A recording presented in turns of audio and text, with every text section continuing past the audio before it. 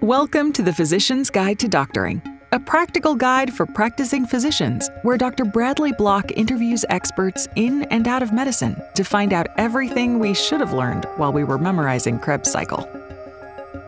The ideas expressed on this podcast are those of the interviewer and interviewee and do not represent those of their respective employers. This podcast is intended for medical professionals. The information is to be used in the context of your own clinical judgment, and those on this podcast accept no liability for the outcomes of medical decisions based on this information. As the radiologists like to say, clinical correlation is required. This is not medical advice, and even though the magic of podcasting may make it seem like we're speaking directly in your ears, this does not constitute a physician-patient relationship. If you have a medical problem, seek medical attention. On today's episode, we speak to Dr. Tayyaba Ahmed, a physical medicine and rehabilitation specialist who is focused on pelvic pain in her Manhattan practice. We discuss the importance of having those difficult discussions with your patients that sometimes reveal the causes of their pain that might go overlooked, and why it's important to take a multidisciplinary approach to these very challenging problems. Welcome back to the Physician's Guide to Doctoring. On today's episode, we have Dr. Tayyaba Ahmed, who is a physiatrist. For those who don't know what that is, a physiatrist is someone who specializes in physical medicine and rehabilitation. She did her BSDO at the New York Institute of Technology, where I am from on Long Island, and then did her residency training at NYU Rusk Institute for Rehabilitation. She then decided to further subspecialize and focus on pelvic pain, of all things. Now, before I chose to do otolaryngology, I actually thought I was going to be a physiatrist. And so I have some knowledge of it. And this is something that I did not realize was something that is treated by people in this specialty. So one of the reasons we decided to talk today is she sees lots of patients that really benefit from her help, but frequently practitioners don't know that she's out there as a resource to send their patients to. So first, Dr. Ahmed, thank you so much for taking the time to be on the show. And if you could let us know how you ended up deciding to specialize in this. Thank you so much for having me. And I will kind of honestly, I was doing my residency at NYU. I met my colleagues, Dr. Shirkande, Allison Shirkande, and Charity Hill. And we kind of went our own ways after residency. Allison had started doing the Women's Health Institute at Cornell. And then I had 2 kids. And then when she started to see that there was like a huge need for this, she had asked if I wanted to shadow her and kind of come in and see what she was doing. And, I did. I spent a couple of months with her, and I saw that it was way more rewarding than doing what I was doing as a sports medicine doctor. And then we decided to join together when we started our own clinic. And, the rest is history. We've been doing only pelvic pain. And essentially what I was doing before was treating the muscles, joints, and the ligaments of the ankles, the knees, the back, the shoulders. But now I just do it up the pelvis. So anything below the belly button and above the knees. In ENT, it's from the dura to the pleura. So I'm not sure. There's maybe a little rhyme that we could make for that. So do you think there was, as specific as that is, do you find that there are enough patients that suffer from these problems to keep a practice busy? I would say so. We've been doing that. We see about, a lot of patients a month. Maybe I don't really know. I don't actually know the numbers between all 3 of us because we all work part-time. Well, sort of part-time. I'm like 4 days. My other colleagues are 4 and one's 2 days. But we do. I mean, the thing is a lot of our patients are coming from GYNs, and they're coming from GI doctors and urologists, and they're patients who kind of exhausted these other doctors and these other subspecialties saying, I'm having this urination problem. I'm having this GI constipation problem. I'm constantly having pain with sex, and I don't know what to do. And these other subspecialties aren't able to help them, mostly because they aren't addressing the muscles and the joints and the nerves of the pelvis, and they're only looking at their organ system. So what we're doing is stepping back and looking at all the organ systems and trying to figure out what's wrong with the muscles. And, sometimes we find hernias and sometimes we find labral tears. And that's because we're sports medicine doctors. So we're looking for those things. Whereas I'm not looking for, an ovarian torsion, and I'm not looking for prostate cancer. So, we do get a lot of patients who, how many of our patients have like actual GYN or GI issues? Not a lot, because most of the time they've already been to multiple doctors, they've 3 or 4 urologists, 2 or 3 GYNs, and then they come to us. So who would you say is your ideal patient? So for those that now know that there is a pelvic pain specialist out there who specialize in the musculoskeletal system, so you mentioned the urologists and GYNs. Who are the patients that they should be sending you that maybe they're not aware that you're out there for you to send them to? So, well, if a patient is chronically constipated and the GI doctor's done a colonoscopy and doesn't see any hemorrhoids, doesn't believe there's any fissures, and most GI doctors should know about the pelvic floor muscles. And doing a rectal examination should be able to palpate the muscles and see if they're tense and tight. That proctalgia fugax type patient, sometimes that puborectalis muscle is so tight, and when you relax it, they are able to go to the bathroom and have regular bowel movements. So those are the type of patients. It seems like oftentimes a lot of these patients go straight from their GI to a colorectal surgeon, and then they get Botox on those muscles. But as we know, Botox is a temporary solution. And so these patients I saw a patient who was 22 yesterday who came from a health center, huge academic center in the city. I'm not going to give it away.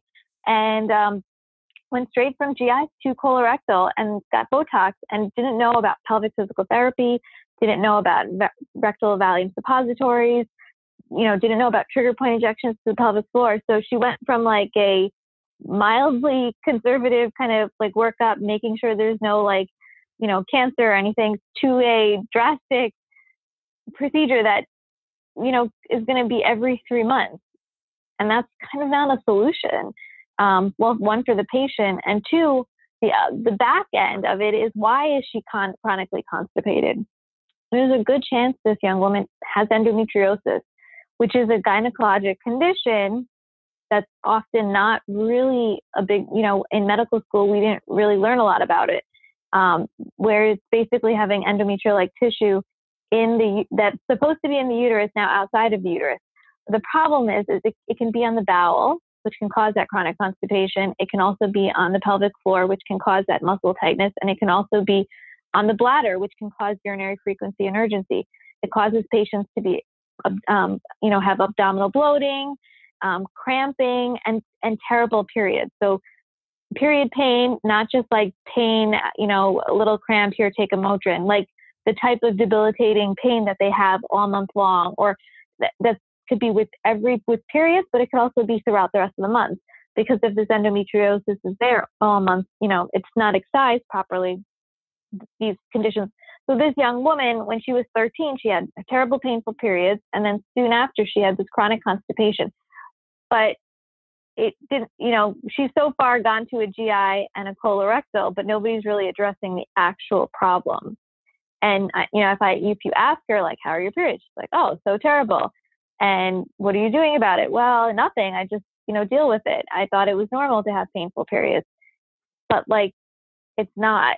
And I don't think Botox, the reason she's still here and still chronically constipated despite having Botox and coming to see me, is because she's like, well, I have pain, pain with my periods, and I have urinary frequency, and I have pain with sex, because nothing can actually get inside of me because my muscles are so tight, despite having Botox.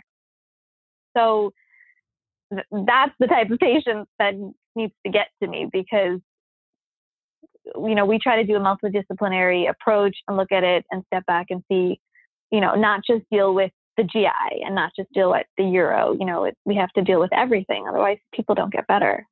So it sounds like you're at the center of that multidisciplinary team. So you make sure that everybody has crossed their T's and dot their I's and see, and that everybody has seen all the appropriate specialists, in addition to doing the musculoskeletal care that is, it sounds like, frequently neglected, just because physicians aren't as aware as they could be. So you'd mentioned, learning that we all learn about endometriosis in medical school. So was there anything that you found that you learned in medical school that turned out to be incorrect when you became as specialized as you are now?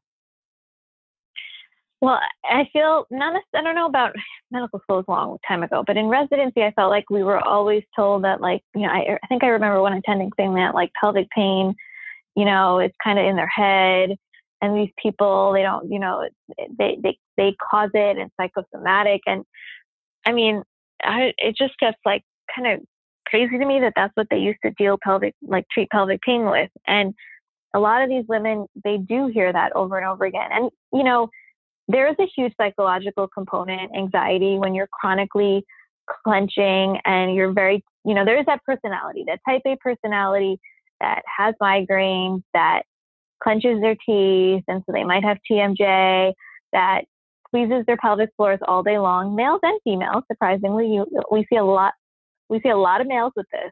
Very common presentation of TMJ, ear pain. So those patients end up seeing us because they think they're getting ear infections, or they've even been diagnosed with ear infections. So an ENT, I didn't think that our two specialties would have overlapped at all, but there it is. We found some common ground. And I can see how those become then feedback loops, right? So your stress and anxiety creates the sensation, which causes you more stress and anxiety, which then creates the sensation. And then depression, quicksand, anxiety, pain, and that central sensitization. And now these people are very sensitized. They have incredibly high thresholds of pain, but they are super sensitized, and it's harder to get them out of it. And so we treat them with a lot of neuropathic medications. We try to treat them, but we also have to get to the root of it. Sometimes these patients have, actual psychological conditions that actually start. That's the beginning. I mean, we have this circle chart that we do at work, and patients come in and out of that circle. We don't know where they're coming in the cycle. And sometimes, they've been raped. Sometimes there is trauma. Sometimes, I always ask every patient about unwanted sexual contact. There's a huge amount of patients with pelvic pain that have been raped, have child abuse in their past. We ask everyone whether, even if it's just sexual assault that's not necessarily rape and not necessarily related to their genitals, people really, we see a lot of it, and there is a lot of suicidal ideations and suicide from some of these conditions. So it's not that there isn't a mental component. There certainly is, but we have to believe our patients because when I do my physical exam, I find physical findings.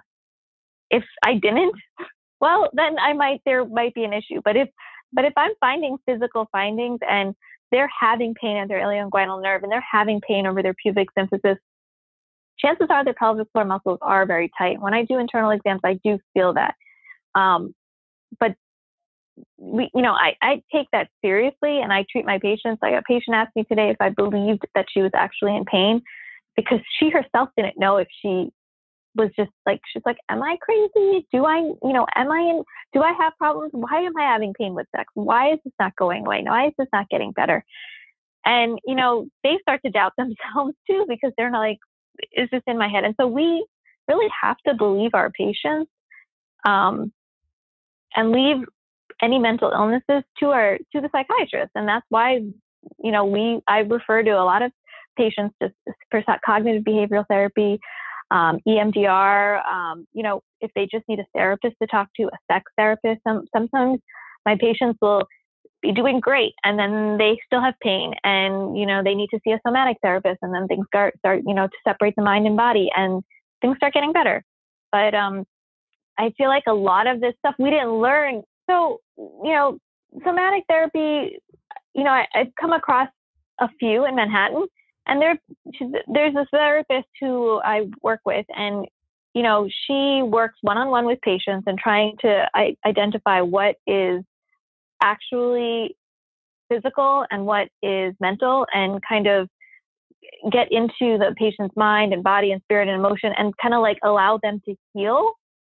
But it's more of like a talk therapy. But she's like, she works specific with patients who aren't able to separate the mind and the body. Yeah. There's a lot of like adjunct fields that like in PM&R I know about, whereas I think a lot of my husband's an anesthesiologist. He doesn't know about these fields. He's like never even heard of like Reiki or cupping and different things. Like I deal with a lot of alternative medicine with my in the field, because patients tend not to be on opioids. My patients tend to try to deal with a lot of the rehabilitating the body with acupuncture and meditation and craniosacral from osteopathic manipulation. So there are different alternative things that they can try. And, I think in medical school, they should teach these things as options besides just like one class. Yeah, I think that's a topic for another day, but I'm on the same page as you. There is a finite time that we have to spend, and I'm going to be changing the name. Actually, I might end up doing it for this episode, not changing the name of the podcast, but the tagline being, everything that we should have learned while we were memorizing the Krebs cycle. Like knowing where fumarate and malate are in the citric acid cycle bear nothing to my practice right now, but more time really could be spent on learning the fact that in issues with chronic pain, psychotherapy is valuable, and also how to approach the patient that this is a possibility and get them to be on board with it, right? And I think this is a challenge for us. Honestly, I feel like a lot of doctors are very scared to say the word, like, have you ever considered suicide? And I'll admit I was one of those. And I just realized that, like, with mental health, if I don't ask it, like, you just never know who's going to do it. Yeah. So anytime I ask a patient at any initial consult, we go through the list of review the systems, and I say, do you have any anxiety? Yes. Do you have any depression? Well, yeah. And have you ever thought about hurting yourself? No, I wouldn't. Maybe once or twice. I mean, we have to ask these things. Otherwise, it's on us. It's our, that's part of our job. Do you find that approach to be the one that works for you, to just cut through all the baloney and just be as direct as possible? I think they actually appreciate it, because I think they're so used to people not asking it. Yeah. And, it's like when you're talking to a friend who's like really sad, like you don't want to like step on their toes, but at the end of the day, like we owe it to our patients, like not to treat them like friends, to treat them like patients. And I mean, that's how I feel. And in the beginning, I felt like, like for instance, like, you don't want to breach like weird topics, or not weird topics, but they shouldn't be weird topics. Like if a patient kind of seems like he might be a homosexual and I'm treating pelvic pain and I don't ask him if he's receiving or giving or taking, like, how am I going to know what's his pelvic pain issue? Like, could that be affecting his rectum or his penis? So, it's awkward and it's weird, but I've kind of like, I have to ask these things. And whereas someone else might be like, I can't ask unavoidable. Yeah. In your specialty, I think I'm not sure how you go through a day without talking to every patient about questions like that. It seems like that is how most of your day is spent. Yeah. I mean, with everyone, I definitely ask, okay, so all those, sex questions, but, in the beginning I would feel strange because I'd be like, I don't want someone to say like, I'm homophobic but I think I'm homophobic if I don't ask it. Yeah. So that's an excellent point. I don't know. So I just realized, you know what, I'm just going to be a better doctor and just ask, I think. And I hope I'm not offending anyone. No, and I think you can't be afraid of stuff like that because the patient's in a safe space and you need to know what you need to know in order to get them better. And I think you could even preface it with, please recognize that what we're dealing with can sometimes seem silly or funny or maybe even offensive, but I have to ask these questions in order to figure out how to help you better. Well, I've actually had patients tell me they did want to kill themselves and they have plans. And that's the thing that scares me. Cause when they do, then you're like, okay, now what? And it's it's my responsibility to make sure that they have a psychiatrist and an appointment scheduled and it's way more work. And I could see why people don't want to ask it because now you've added like all this work and documentation, but but at the end of the day, this is you save a life. So. This is our obligation. I think we've digressed into a little more of a darker place than we intended to. So, because I think your specialty lends itself to that, but it also lends itself to some levity, right? Are there what are some of the things that you see that our listeners might maybe give someone a chuckle, or if that's not appropriate, which as I'm saying that, I recognize it might, some of the more common consults. Well, I do hear a lot of like the funniest stories. I don't know if my patients would necessarily appreciate me making like jokes at their expense. Yeah. But I do hear I think we shouldn't go down that road now that I recognize that we're doing that. How about this? Just what are some more common consults that you see, right? Common things that the gastroenterologist, the urologists, obviously as an otolaryngologist, but that they should be sending to you. Urethral burning. A lot of people they'll go to their urgent care. They'll be like, can I have antibiotics? They'll get antibiotics. The culture will never be done, or it will be done and it'll come back negative. And then they'll go to the urologist, and the urologist will give them a month of antibiotics. And then they'll go to another urologist because they think that urologist missed something. And then they'll go to another So urethral burning, urinary frequency, urgency, or hesitancy, soon after, usually they'll start to have some pain in their perineum. I'm talking about males now. So male and female, but pain in the perineum, but males especially, soreness after they ejaculate. And usually it's one or the other. It's either the testicles or the penis. It's usually not both. But sometimes it's both. But sometimes it's just to the tip of the penis or the shaft of the penis or one-sided. Sometimes it's just like one testicle. So a couple patients came in, one had trauma was kicked in the balls by his friend and not a great friend, and then had testicular pain. Testicular pain. And so, that was painful. And it's hard because once those muscles and nerves are irritated. So I've had a patient actually have his testicle removed because it hurt so much. And he was like in his 20s. And it didn't help because now he has phantom testicular pain. So, at the end of the day, that was after some rough intercourse. It's kind of crazy because everybody's talking about I was talking to a friend today who's also a physician. We were talking about how I'm always shocked at how much sex people are having. And she was like, it's because of Tinder.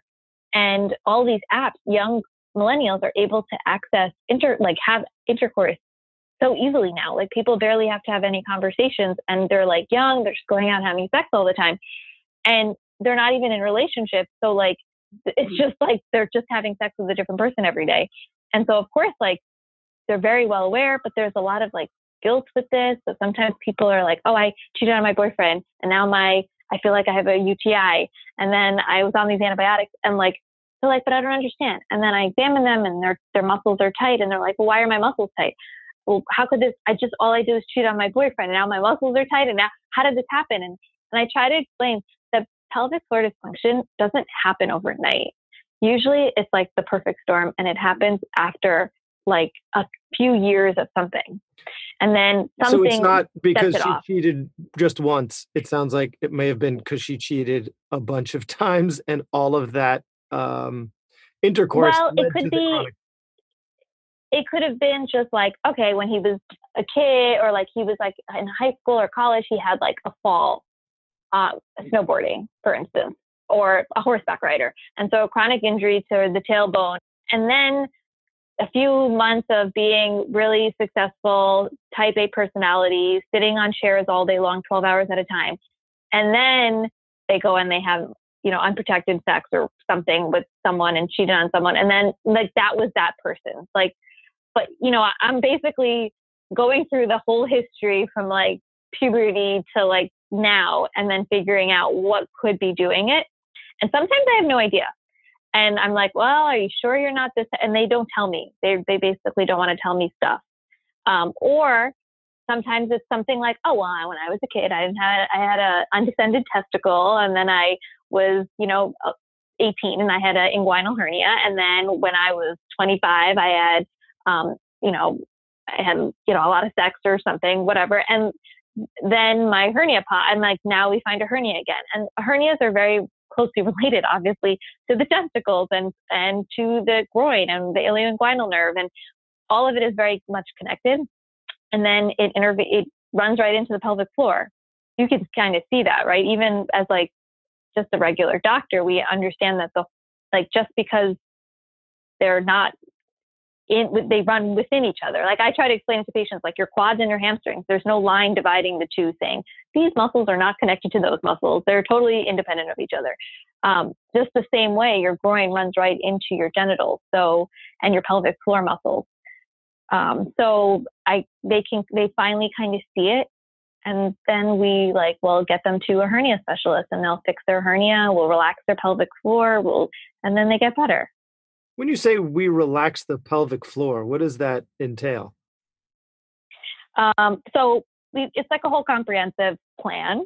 I tell my patients that I kind of treat you like a dartboard, and I throw all my darts at you, because usually when they're coming to me, they're really distressed and distraught, and they have they're at their wit's end. I mean, a lot of times there's a lot of crying, even with the males, there's crying involved. And so I might say, let's start with rectal or vaginal Valium, which is what it is. It's a suppository. You put Valium to your muscles to relax your muscles. We might start with some nerve medications for the neurogenic inflammation. We might start trigger point injections if they've never gone to pelvic physical therapy. So pelvic physical therapy is pelvic physical therapy. So it's actually, so I'm not a physical therapist, despite what a lot of people think physiatrists do. We prescribe physical therapy, and we love our physical therapists and work with tons in New York City and New Jersey and Connecticut. We know all of them. And they do internal work on their patients. So if you had a tight muscle in your neck, you would go to get a massage or a physical therapy session to work on cervicalgia. It's the same thing, except the myalgia is in your pelvic floor. And so we're trying to have the therapist loosen that up. Women tend to start using dilators to relax, to stretch the muscles for, entrance type pain. And males will use, and females they can get a wand, which is a tool to use intrarectally or intravaginally to work out trigger points. So it's not a sex toy. It is an actual device to relax those muscles. And trigger point injections, we do them externally. So we're going through the butt cheeks using landmarks with ultrasound guidance. And of course, we're, ordering imaging all the while. And, some patients may end up needing Botox if they're not able to relax those muscles, but that's definitely not first line.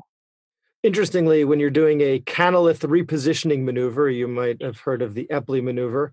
Some ENTs actually use a vibrator to jiggle the crystals when they'll hold it to the mastoid as they're doing the maneuver. So you are not the only specialty to use sex toys in the office.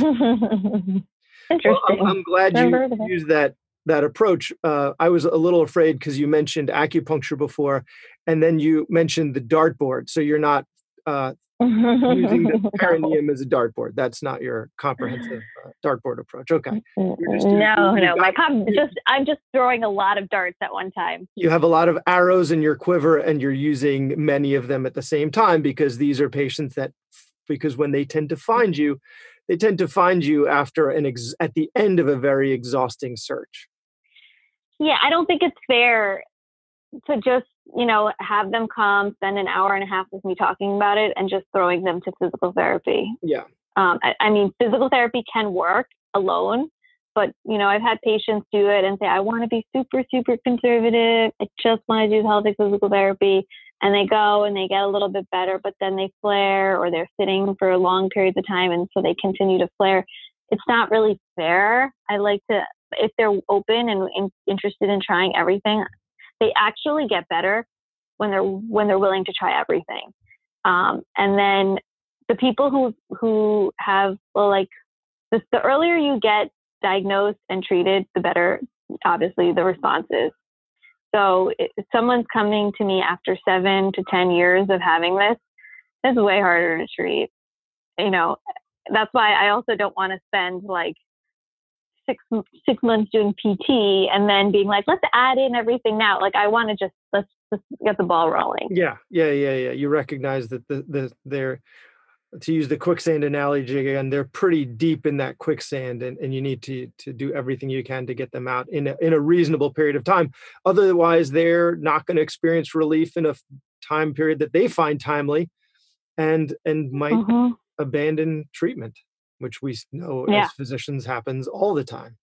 Oh, definitely. And then you feel guilty, and so you feel bad when people aren't getting better quicker. So you want to do everything you can to get them better. So I think this was a fantastic interview. I really learned.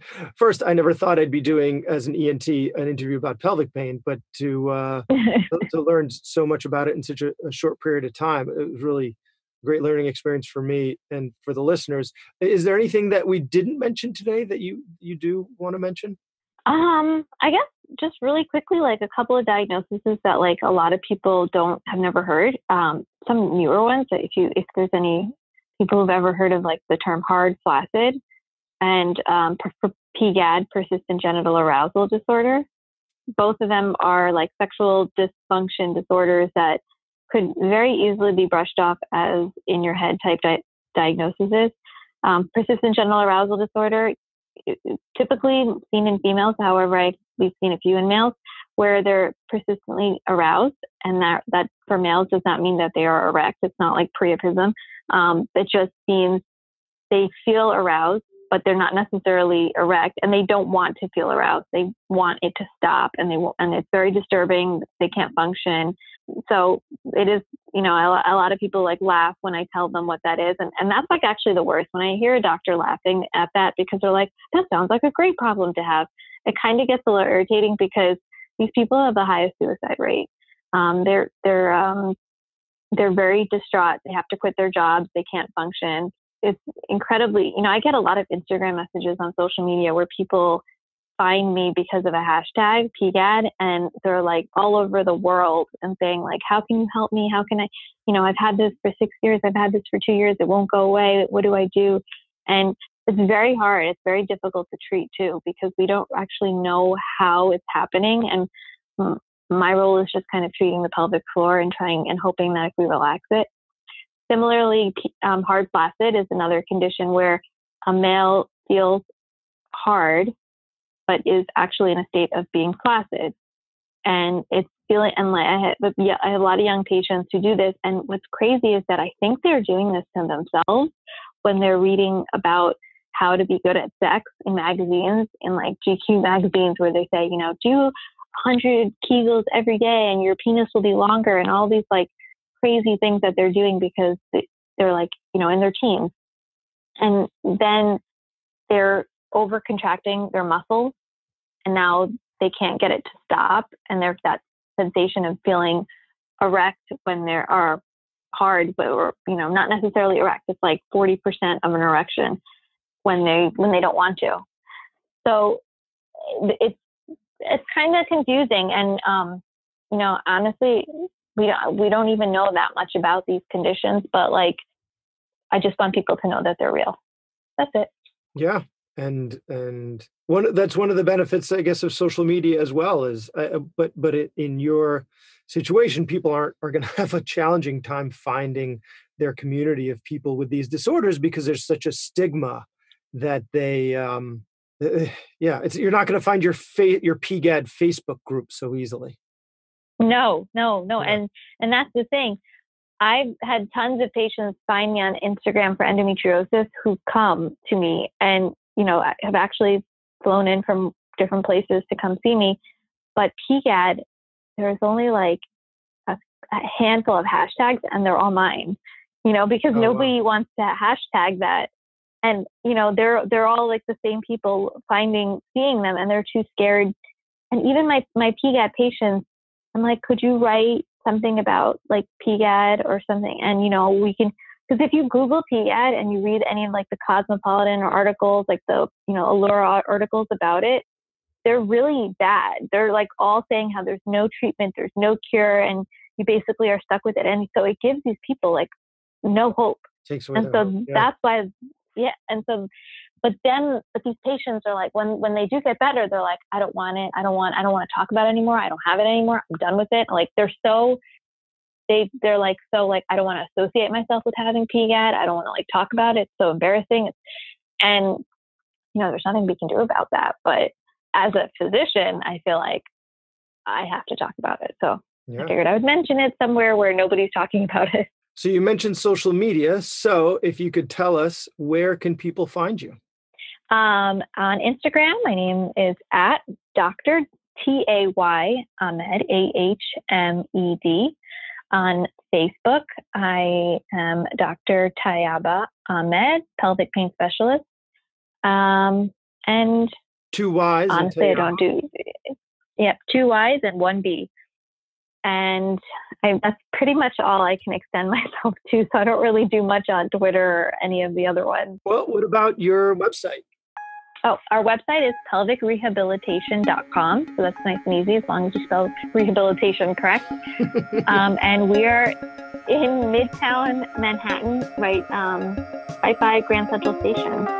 So super convenient for our patients to come in. Well, thank you very much, Dr. Ahmed, for your time. It has been a pleasure. Thank you so much for having me. That was Dr. Bradley Block at the Physician's Guide to Doctoring. Find all previous episodes on iTunes, Stitcher, Google Podcasts, or wherever you get your podcasts, and write us a review. You can also visit us on Facebook at facebook.com/Physician's Guide to Doctoring. If you're interested in being a guest or have a question for a prior guest, send a message or post a comment.